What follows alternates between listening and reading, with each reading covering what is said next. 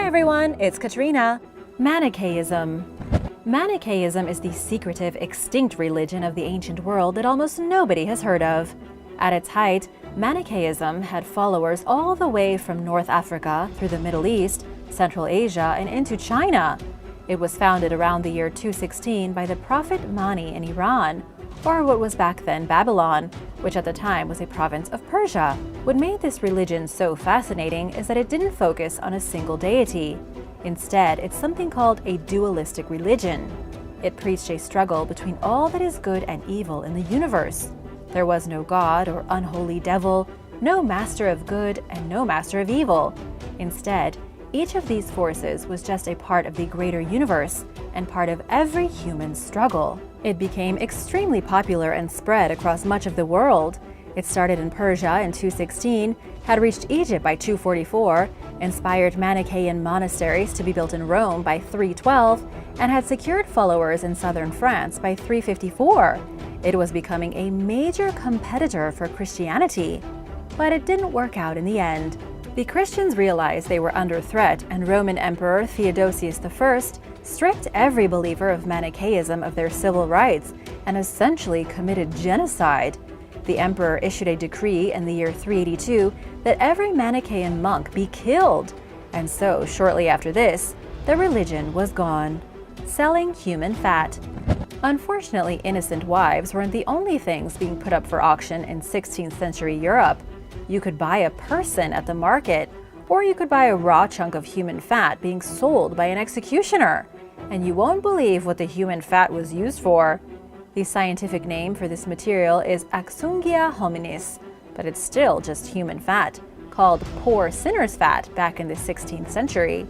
When an executioner brought his axe down and chopped somebody's head off, they would then take the body of the executed prisoner and harvest all their fat. They bundled it up, took that fat to market, and sold it to whichever peasants had enough coin to pay. Or they sold it directly to a pharmacy. The fat would then be used to cure ailments like bone pain, gout, arthritis, and toothaches. This was a huge business for executioners. It was practiced for hundreds of years until the middle of the 18th century and held in apothecaries all across Europe. It wasn't just executed criminals who had their bodies harvested for fat. Dead soldiers did too. After the siege of Ostend in 1601, Dutch surgeons descended on the battlefield like vultures and picked every fallen soldier clean of their fat so that they could make a pretty profit off it. The One-Eyed Man and the Pig. In 1641, in New Haven, Connecticut, news spread of a monstrous pig-like beast with human features. This man-pig monster had supposedly been delivered by a sow owned by a farmer named Mrs. Wakeman. The immediate response from the local elders was that the horrible monster had been conceived through an unspeakable act of human and beast relation, and so an investigation was launched to get to the bottom of it. The pig mutant baby was allegedly about the full size of the other pigs, but with no hair on its body, its skin pale white, and only one eye in the center of its forehead. The rest of his face was also deformed, and it had no neck and no ears. Accusations quickly fell on a man named George Spencer. He had one glass eye, and the villagers immediately connected him to the one-eyed pig monster. They believed he'd gotten romantic with the female pig. He was arrested, put on trial, found guilty, and hanged in April of 1642. And that sums up the harsh reality of life in early America. Eating mummies. During a particularly dark time in Europe's history, men and women alike feasted on the blackened flesh of Egyptian mummies. It happened for a good 500 years, with people openly practicing cannibalism on corpses stolen from a foreign land. It was one of the worst crazes that ever plagued Europe, and it didn't end until we were almost in the 20th century. The thing is that people back then believed almost anything.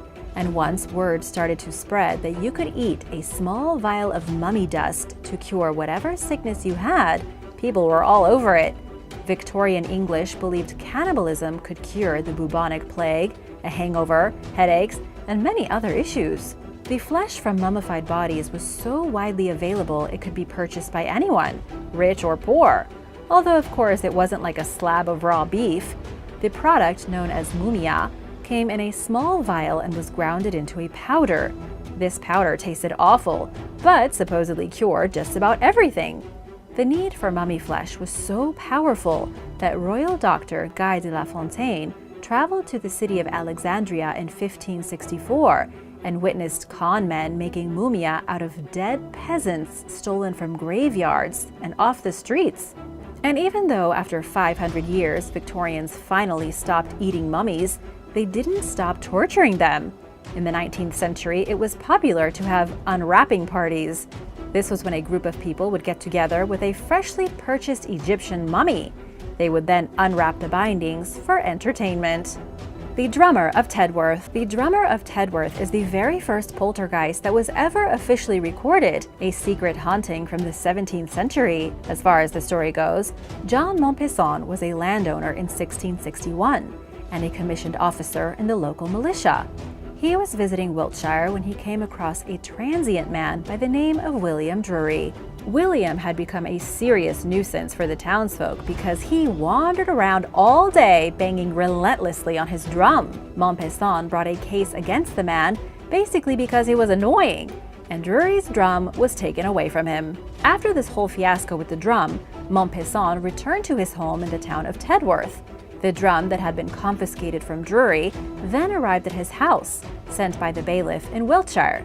After the drum found its way into the man's house, he and his family became the victims of the first recorded poltergeist.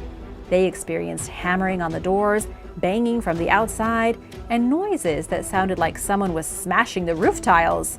One night, Montpesson even chased the banging through the house with his pistol drawn, but couldn't find what was making all the noise. And things only got worse. Lights were seen moving by themselves to the house. A horrible smell began to pervade the home, and the children were shaken and lifted straight out of their beds. The vagrant, known as William Drury, was hunted down and brought to court and charged under the Witchcraft Act of 1604. Montpesson had enough evidence, thanks to neighbors and other people who had seen the haunting, to convict Drury of sending spirits after him. So Drury was sent to the new American colonies and was never seen again. Victorian wife auctions. In Victorian days, married women forfeited pretty much all of their rights over to their husband. They couldn't own property or work or sign contracts, and if her husband got tired of her, she could just be put up for auction. The first recorded case of someone selling off their wife was in 1553, although historians say it probably dates all the way back to the 11th century. It's just that because of the invention of newspapers, the wife auctions, which took place in England between 1750 and 1850, are the most famous. Take the case of Joseph Thompson in 1832. He was a local man from Cardiff who led his wife to the local marketplace, where he put her up for sale for 50 shillings. When asked to explain why he wished to sell his wife to the highest bidder, he called her a bosom serpent, a tormentor, and a daily devil. His wife had become such a pain to Mr. Thompson that he thought it would be easier to just sell her to somebody else. Now, you're probably thinking, why not just get a divorce? In Victorian England, divorce was only allowed if the husband or wife could prove extreme cruelty or adultery. It was also very expensive, and an act of parliament was required to ensure total legal separation. For many poor people during that time, wife selling was an alternative. Women would often agree to be sold in this way, but it was pretty much the same as selling livestock. However, the wife was allowed a veto and could reject the buyer if she didn't like him. This gave women some bargaining advantages and a welcome legal break from her husband. Sometimes the family would buy the wife back, or sometimes her lover. As the newspapers reported, the bargain being made, she went off in high spirits. It wasn't all fun and games, though, and this practice really fell out of favor as women gained more legal rights. Jus Premay Noctis. Jus Premay Noctis, which translates to Rite of the First Night, is supposedly a barbaric practice that goes all the way back to the earliest days of Mesopotamia and continued into the Middle Ages. This practice was the right given to the noble of any particular town, village, or community that allowed him to deflower the peasant brides on their wedding night before their husbands. Basically, before the husband and wife joined as a couple, the ruling noble or baron or king would come along and do it first. Remember when Michael Scott declared prima nocta in The Office? Most people these days are familiar with Jus Prima Noctis through the movie Braveheart, but in fact historians don't actually know if it ever really happened. There are legends of it being around for 4,000 years, with the practice peaking in the medieval days, but there isn't actually a single document describing the incident. No victim's name has been written down, no stories passed through the generations, and not even one court case in history. In truth, most historians believe this was a dark fairy tale made up by the peasants themselves when they revolted. It was one of the arguments they used to rouse the people to rise up against the lords and landowners. Witches on brooms. Nobody knows who invented the broom or when, only that it definitely dates back to the most ancient of days. Somebody used a clump of thin sticks or reeds fastened to a stick to clean out dust and ash from a hearth. The broom hasn't changed much since then, except that starting in the Dark Ages, witches began to ride on them. Oddly enough, the first witch who confessed to riding on a broom through the night was a man named Guillaume Edelin. He was arrested near Paris in 1453 and charged for witchcraft, despite being a priest. He was tortured, and he confessed to riding around on a broomstick with other witches, and was then locked up for the rest of his life in a stinky, violent prison. But witches on brooms wasn't any new kind of idea at the time. The idea dates back to at least the 12th century. That was when witches as we know them came into being. It started with a group of Christians called the Waldensians. 800 years ago, they were a group dedicated to God and just as devout as any other Christians. But they did one thing very different from the other sects. They allowed women to become priests and gave women full rights just like men. The Catholic Church hated this, branded the Waldensians as heretics and the women priests as nothing but witches. As for the broomsticks, it actually has to do with ointments and creams that the witches allegedly brewed. People thought the witches would smear ointments on their broomsticks, which, when sat upon, would give them the powers of flight. The Necronomicon. The Necronomicon is an invention of fiction, something created by horror writer H.P. Lovecraft in the 20th century. But that hasn't stopped people from believing this dark book is a real legendary tome. And it certainly hasn't stopped all kinds of hoaxes and alleged translations from springing up since the 1970s. In 1973, Owlswick Press released an issue of a book called the Necronomicon that was written in an indecipherable language they called Draic. The language turned out to be indecipherable because it was completely fictional. Then, in the late 1970s, another book came out claiming to be the very real translation of the lost Necronomicon. But it didn't have anything to do with Lovecraft, and is instead based on a collection of stories from Sumerian mythology 4,000 years ago. Believe it or not, this has become the most popular Necronomicon ever, with 800,000 copies sold to interested readers by 2006. It might also be worth noting that the Vatican receives multiple letters every year by people who believe they have the book. These people think the Vatican is hiding a real copy of the magical Necronomicon in their secret archives. Johan de Witt. Johan de Witt was not a very good politician, at least not in the end. The Dutch man's father was a respected mayor, and Johan de Witt grew up in a time when the Netherlands was greatly prospering. He climbed through the social ranks until, in 1653, he was named Councillor Pensionary at 28 years old. In other words, he was the political leader of the Netherlands. But this would prove to be one of the darkest chapters for any Dutch ruler. He negotiated peace with England and France, was re-elected to his position 3 times in a row, and everything seemed like it was going fine, until 1665, when tension rose again and caused the Dutch and the English to go to war.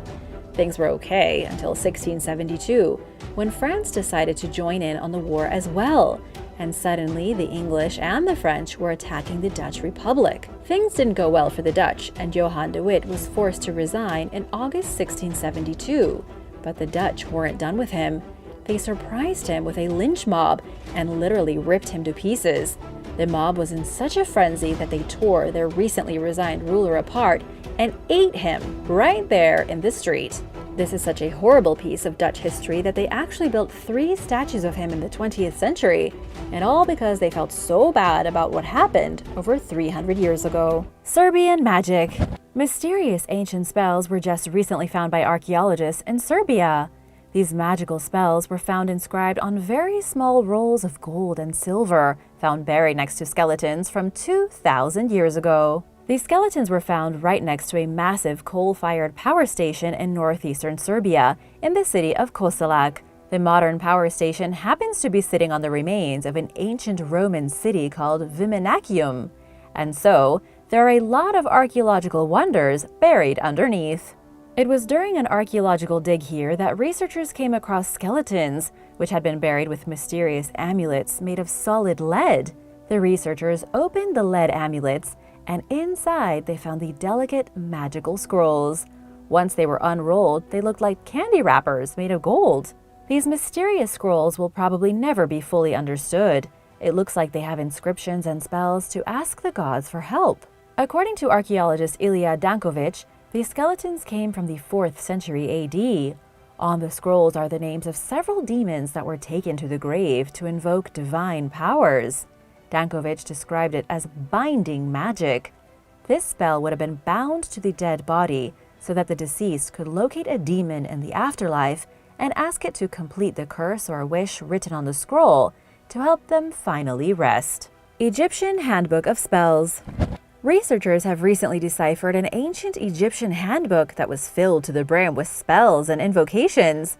The book is titled The Handbook of Ritual Power, and its contents are nothing short of mystical. The book instructs its readers on how to cast spells of love, how to banish evil spirits, and how to treat infections. One bacterial infection in particular is very nasty, a thing called black jaundice. It's still around today and is potentially fatal. And apparently in ancient Egypt, they used magic to try and cure it. The book is a kind of codex, a series of pages of parchment all bound into one great tome.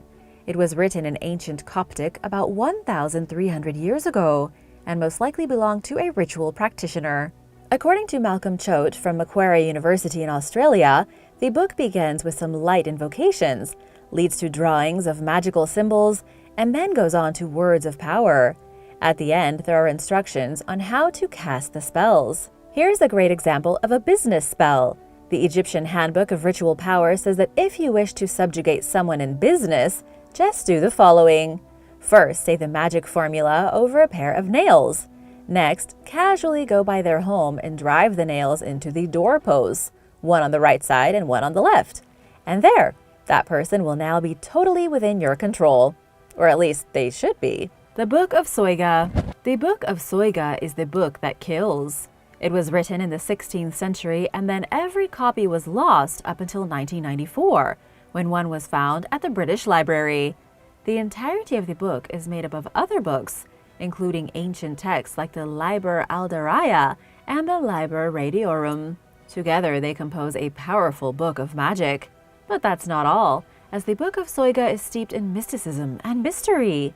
The great scholar and advisor to the first Queen Elizabeth, a man named John Dee, had this book in his possession. He spent years trying to decode a mysterious puzzle in the book of over 40,000 randomly distributed letters.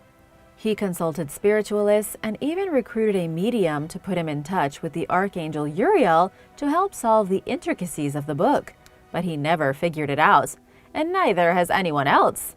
As for the magic inside the book, it's mostly incantations and instructions, details on the names and genealogies of angels and demons, method of astrology and spells, but it's the undeciphered code in the book that remains a true mystery. Arbatel de Mahia Veterum. The Arbatel de Mahia Veterum was written at some point between 1536 and 1583. It was written somewhere in Switzerland, but the author is completely unknown. All we know for sure is that the book was published by Pietro Perna and edited by Theodor Zwinger. The author appears to have wanted to remain anonymous. The Arbatel, as it's commonly known, focuses mainly on humanity, celestial beings, and the positive relationship between them. It's one of the most wholesome and uplifting books of magic written in the Middle Ages. Whereas many people were coming out with grimoires and tales of darkness and demons, The Arbatel was something much more positive. In a world of horror, it was an inspiration. The book suggested ways for spiritual leaders to be more active in their communities, and how magicians should favor kindness and charity over the pursuit of power. Instead of performing diabolical rituals in obscurity, those with magical knowledge should share that knowledge with like-minded individuals. Sure, the book does quote the Bible quite a lot, but it also talks about mythical beings known as elementals, which are pivotal in the works of alchemists. It goes on to discuss gnomes and the strange role they play in modern magic. And finally, it describes ways that a common man could get more in touch with the heavenly deities that live out in the universe. It's shoutout time! Big thank you to Nikki Thrailkill and Carrie Aubrey for supporting this channel. Be sure to subscribe if you haven't already. The Black Book. The Black Book, if the legends are to be believed, holds all the most evil magical practices of the world in its pages. And while the book may not technically exist in the physical realm, it is a very real thing in Russian mythology. In Russia, sorcerers used to be known as they who know the Black Book. It was believed that sorcerers learned the art of black magic from devils and demons whom they remained in constant contact with throughout their entire lives. When the sorcerer was teamed up with a devil, that devil would get to feed on the sorcerer's life and soul in exchange for the Black Book. The book had all the spells and enchantments the sorcerer would need to wreak havoc on a particular community and live a life of malevolence. Then, when the sorcerer died, the book would be passed on to the next magic man, and if the sorcerer was unable to pass the book on before his death, he'd become a revenant, an evil spirit of the night. The book may not actually exist, but then again, maybe it really does. Maybe the terrifying black arts of Russia have simply vanished with the introduction of the modern world. The Black Book could be hiding somewhere, waiting to be used again. The RS Notoria. The Ars Notoria, the notary art of Solomon, is a medieval grimoire written in Latin sometime around the 13th century. However, the original material for the text comes from an even older collection of prayers and magical scripts. Its original copies were also filled with mystical drawings called notae, strange, indecipherable images of circles and shapes, angles, curious symbols, totally bizarre structures, and a lot of what almost looks like gibberish, or like hexes. The mystical drawings are the most interesting part of the original books, although they are missing in the newer Latin versions and the translated English versions of the book. The interior of the book goes into 4 main categories. It promises to reveal the Kabbalistic keys for magical operations, liberal sciences, divine revelation, and the art of memory. It also has later chapters dealing with the natural necessities which should be learned by all persons, especially seamen, merchants, and travelers. This is what it says on the cover of the book, as apparently seamen and merchants were big customers 700 years ago. The main thing the book does, though, is give the reader a series of prayers and orations which can supposedly invoke the help of angels. 700 years ago, this would have been something that people could have done at home without expecting any major results. That way, they would never truly know if the invocations worked or not. And finally, there was the mental part of the book.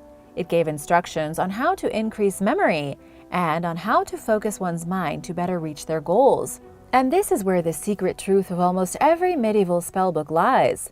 Sure, lots of them are filled with magic and incantations, but in reality, a lot of these were like the self-help books of the Middle Ages. People could read them, learn how to better themselves, learn how to get more in touch with the spirits, and invoke the names of the angels to assist them on their journey. Pseudo-Monarchia Daemonum. The Pseudo-Monarchia Daemonum is one of the most famous books of evil that has ever been written. It also goes under the name The False Hierarchy of Demons, and it was written in the 16th century. The book is complete with the names of approximately 69 demons. The author was Johann Weyer, a Dutch doctor and practitioner of the occult who was born in the Netherlands over 500 years ago in 1515. He became a student of the famous magician Heinrich Cornelius Agrippa and delved deep into the occult and magic. His magician mentor died when he was only 19, but Johann continued studying anyway, and when he was 62 years old, he finally published the greatest book of demonic magic the world has ever seen. But here's where things get a little confusing. It was never really Johann's idea to create a magical book glorifying demons. Instead, He had been trying to poke fun at the whole idea of the demonic hierarchies of hell. It was a kind of heckling of the witch way of life, since people still believed witches worshipped demons. He admitted that demons were real and that they definitely could have power over people, but they weren't worshipped by witches. Instead, magicians used demons for their own evils, to seduce people and steal their money. Even though Johann viewed demons as an evil tool for manipulation, he described all 69 of the major entities of hell. He even included instructions on how to summon them and then bend their evil spirits to one's will. The Testament of Solomon. The Testament of Solomon was written long ago, around the 3rd century AD, over 200 years after the life of Christ and 1500 years after Solomon. The book is tied directly to astrology and is said to contain all the wisdom of the dead king. For those who don't know who King Solomon was, he was the son of King David. And even if you're not familiar with the Bible, you'll recognize King David as the guy who fought Goliath. He was the king of Jerusalem and renowned for his wisdom, and his son Solomon was just as wise. He ruled from between 970 and 931 BC.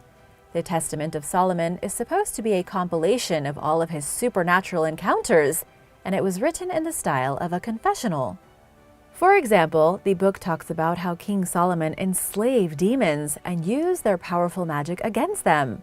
One day, he came upon a young boy who was having his vitality sucked out of his right thumb by a demon. Solomon prayed for a way to help the boy, and the archangel Michael came down and bestowed upon him a magical ring. The ring became known as the Seal of Solomon, and the great king used it from that day forward to enslave the demons. He then used their magic to help build temples and other great buildings in Jerusalem. The Book of Villis. The Book of Villis is either a book of magic or a literary forgery. The book claims to be a text written in ancient Slavic languages, a mixture of religion and history scrawled on wooden planks.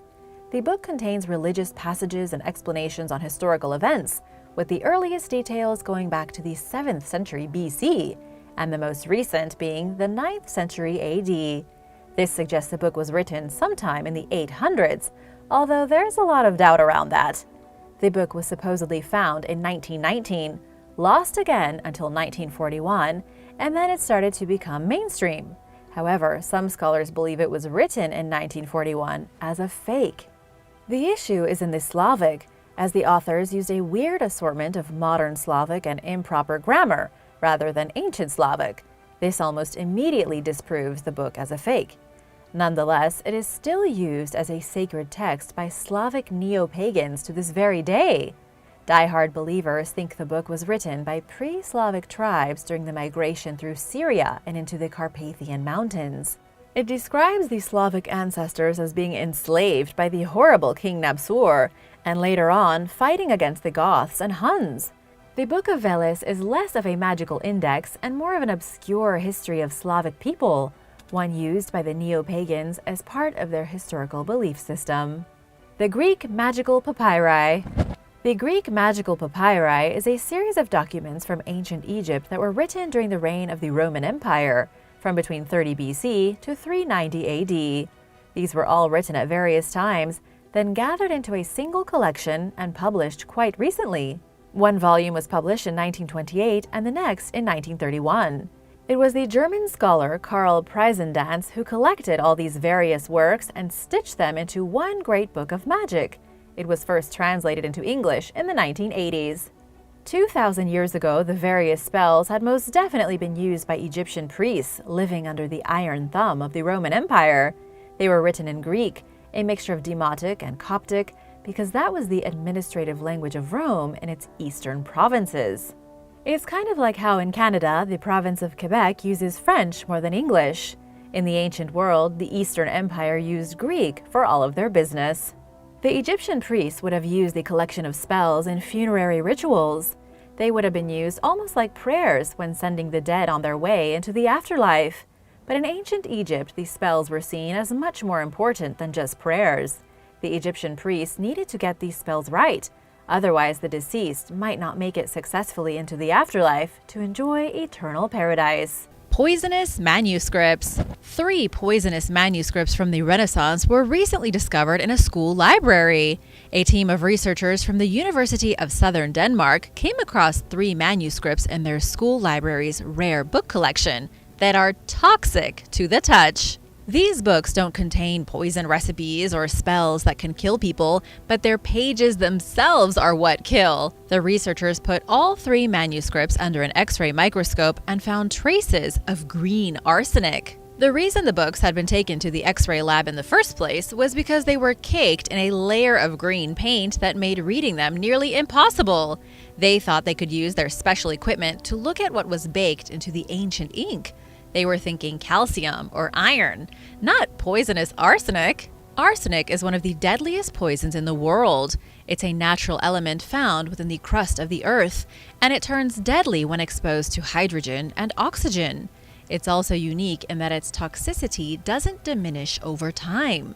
Pages coated in arsenic from the Middle Ages are still going to be toxic today. These books are so dangerous that just by turning the page and licking your finger, you could get sick. But how did arsenic get on the books in the first place? Researchers say it all had to do with the popular Victorian paint called Paris green.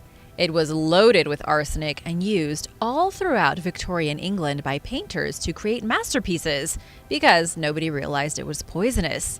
Some Paris green must have gotten splashed on these 3 historic books. Then they were stored in the library, and nobody realized they were potentially fatal. The Book of Flesh. According to Harvard themselves, they own a book which is bound in human skin. The book is called Des Destinées de l'âme, or Destinies of the Soul, and it was published in the 1880s. Tests done on the book have confirmed with 99.9% certainty that it's bound entirely in dried human flesh. The book has been housed in Harvard's Houghton Library since the 1930s and was originally donated by a mysterious individual who left a note with it. The note explained that the book was bound in human skin parchment. It insists that if one looks closely enough at the cover of the book, they can see the pores of the skin. It was wrapped in human skin because the book itself was about the human soul. It was supposed to be poetic, the human soul wrapped in human skin. But in the end, it really just ended up being creepy. But maybe the creepiest part is that books have been bound in human skin since at least the 15th century. It was fairly common and was done as a way to memorialize the dead. The previous owner of the book allegedly got the skin for binding from the back of a female mental patient after she died from a stroke. When her body wasn't claimed, he took some of her skin for himself. As of right now, this is the only book officially bound in human skin in any of the Harvard libraries. There were 2 books previously thought to be bound in human flesh, but they turned out to be bound in sheepskin. The Galdrabok. The Galdrabok is certainly not the most famous grimoire in history, but it is one of the more mysterious and terrifying books of magic out there. It's from Iceland and is one of the only surviving documents that details the occult practices of the island in the late Middle Ages. The Galdrabok grimoire paints a unique picture of the strange magical traditions in Iceland, going into great detail on cosmology, archaic gods, and how to cast spells. The book was written sometime around 1550 and translated to English 400 years later by Stephen Flowers in 1989. The book shows exactly how Icelandic people used runes and magical sigils called Galdramindir to perform magic. There were also binding runes called Bandrunir and magic staves called Galdrastafir. Most Icelandic magic was concealed in highly complicated patterns of sigils and runes, many of them tweaked by whomever drew them to keep their spells a secret. Within the Galdrabok are copies of these spells. These spells were collected by an estimated 4 scribes working for around 100 years on a comprehensive book of magic. One scribe wrote down the first 10 spells. Then the book made its way to another scribe who added more spells, and this continued until the 17th century. The book, completely unique and unlike any other spell book, then went from one organization to the next until it was finally given to the Academy of Sciences in Stockholm, where it remains under lock and key to this day. Piecing together the Book of the Dead. The Tees Museum of Classical Antiquities at the University of Canterbury in New Zealand catalogued a scrap from the Egyptian Book of the Dead. They uploaded the ancient piece of papyrus onto an online database for everyone to share. And that was when historians at the Getty Museum in Los Angeles saw the image and realized they had a fragment very similar to it. They took their own fragment from the Book of the Dead and matched it perfectly with the fragment in New Zealand. Somehow, this 2,300-year-old manuscript was torn in half and then separated by an entire world. Alison Griffith from the University of Canterbury said that even though there is a small gap between the fragments, the scene fits together perfectly. The fragments are covered in hieroglyphics and hieratic script and had once been part of a scroll used as a guide for the recently deceased. This was the official Book of the Dead, and many like it were used all throughout ancient Egypt to help the souls of the dead find their way to the afterlife. The books detailed the supplies, offerings, and servants one would need upon reaching the other side. The Urantia Book. The Urantia Book is far from ancient, written sometime between 1924 and 1955 in Chicago. Nobody is entirely sure who wrote the book, only that its author is considered a lot of different things by a lot of different people. The book has been praised for its interesting science and religious aspects, its preposterous length of over 2,000 pages, and for its sheer mystery. However, plenty more people have denounced the book as a work of absolute lunacy. The biggest issue is that the book makes a lot of pretty wild claims. It first introduces the world as a place called Urantia, not Earth, and says that its purpose is to unite all of the religions of the world under one umbrella of science, philosophy, and understanding. There is a lot of science in the book, and all of it was supposedly gifted to the author by celestial beings from beyond the stars. But all these years later, almost all the science is wrong. The supposed facts stated in the book are all based on crazy theories from the 1920s. We now know that almost everything written is wrong, immediately dismissing any notion that the knowledge was imparted by celestial beings. Still, the book is a pretty hot seller and has been for decades. It's bizarre because unlike many religious fringe groups, the Urantia Foundation does not advertise, advocate, or really even discuss anything in public. It's all quite secretive, and their readers seem to be rising every year. If you could create any spell book you wanted, what would the spell do? Rohank Codex. The Rohank Codex is one of the most mysterious manuscripts in the entire world. It's 448 pages, filled with illustrations, and was written in an unknown language by an unknown author. It was originally discovered hiding at the Hungarian Academy of Sciences in the 19th century. It's believed the book was one of about 30,000 donated by a wealthy Hungarian named Count Gustav Bethany in 1838. Nobody has any clue where the Count got the book, or if he even knew it was in the collection of books he donated to the Academy. Even today, the Codex is baffling. Some scholars have chalked it up to nothing but a hoax, while others believe it's genuine and have spent years trying to decode it. Analysis of the paper suggests it was written roughly around the 16th century, or about 500 years ago. But unfortunately, there doesn't appear to be any way to get a proper date on it. It could have been written earlier, or it could have been written as recently as the 17th century. There have been a lot of bizarre attempts at cracking the code of the book since it was written. One Hungarian scholar tried to turn it upside down and decode it, as he thought it was some kind of upside-down Sumerian linked to Latin. But throughout all the years, nobody has figured it out. We also don't know what the illustrations are trying to show us.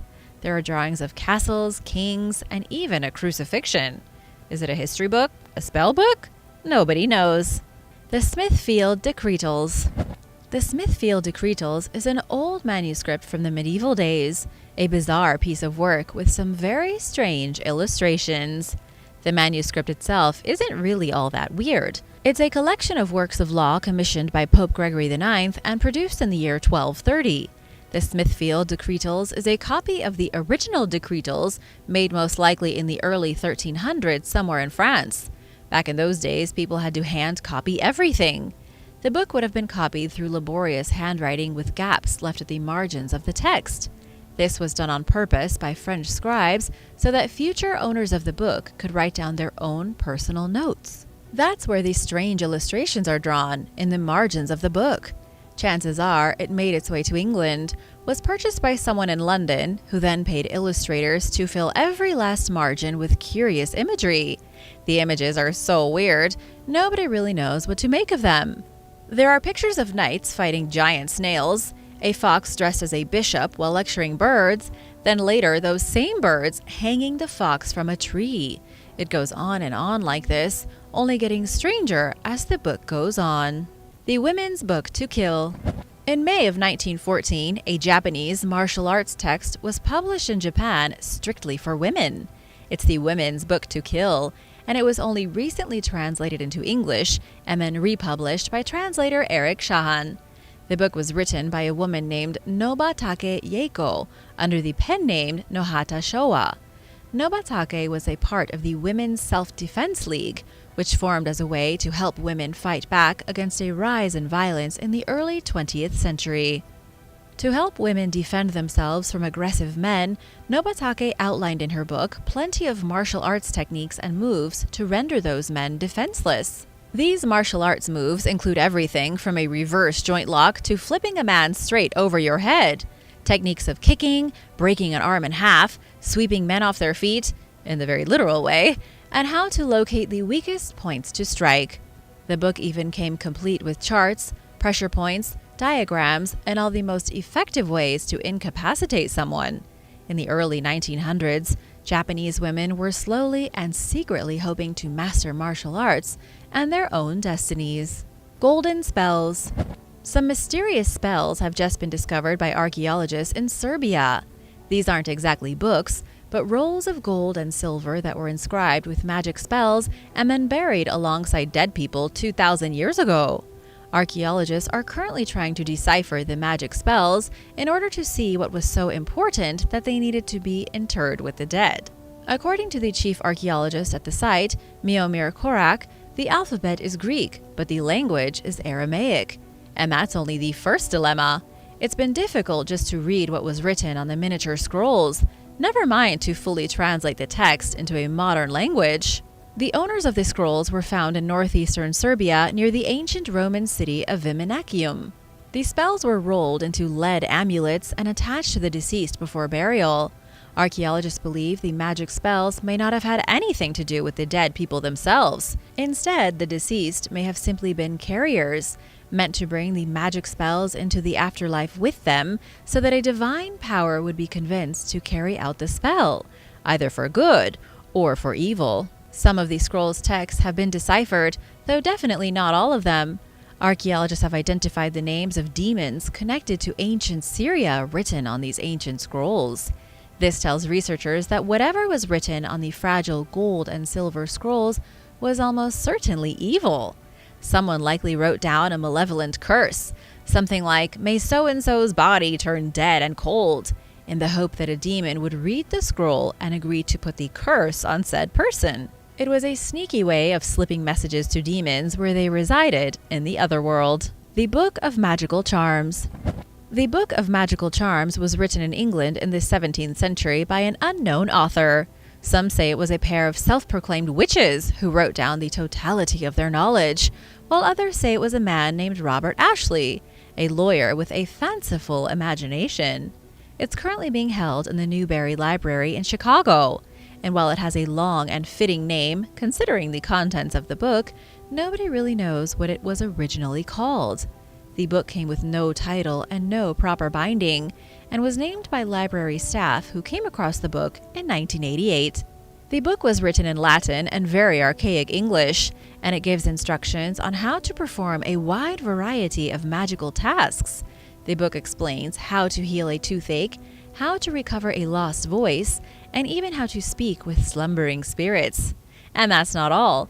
There are also instructions on how to cheat at dice, how to ease menstrual cramps, and how to perform a wide variety of other seemingly impossible things.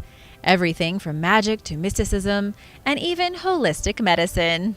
Thanks for watching! Which of these books would you love to get your hands on? Let me know in the comments below, and be sure to subscribe if you haven't already. See you soon! Bye!